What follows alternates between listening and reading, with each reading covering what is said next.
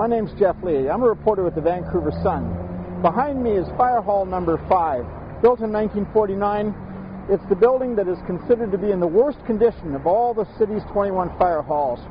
We're going to go talk to Deputy Chief Mark Engler, and he's going to tell us what's wrong with this building and why they need to replace it. This is the worst hall we have in our city right now in our inventory.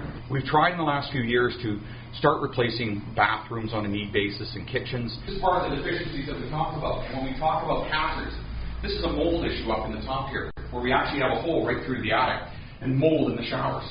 This is from poor ventilation, improper ventilation, and just can't get taken care of. So it becomes a hazard. And this is unacceptable for our crews. These are the most uncomfortable chairs. They were bought about 15 years ago, and they were never very comfortable. Potentially asbestos floors. So a lot of this, the standards have changed, especially in building codes. One of the building codes will allow us to bring a pole hole through to a bedroom, to a living space. So the pole holes have to be separated.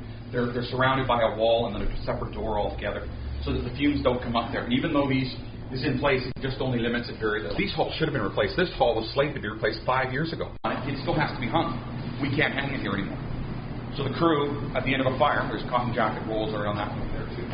It has to be taken over there. They have to physically, and then we don't have enough room in the towers really, because it's a week. It hangs for a week. So if we had this hall in 17, which is very likely they'd go to the same fire, the tower only really fits about 40 nights.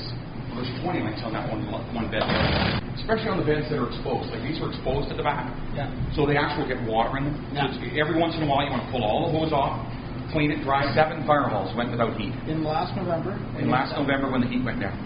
I have them 7. In other words, a third of your fire halls lost heat in at least one of their heaters. These bays, you can hear them. I think there's only 2 in this hall. If 1 or 2 of these goes down and we're below freezing, the tanks in these will freeze because the halls can't keep up to the heat. Number 19 was a good example. Number 19 is a hall that's not that old. The roof leaks. They're getting mold. They're getting mildew.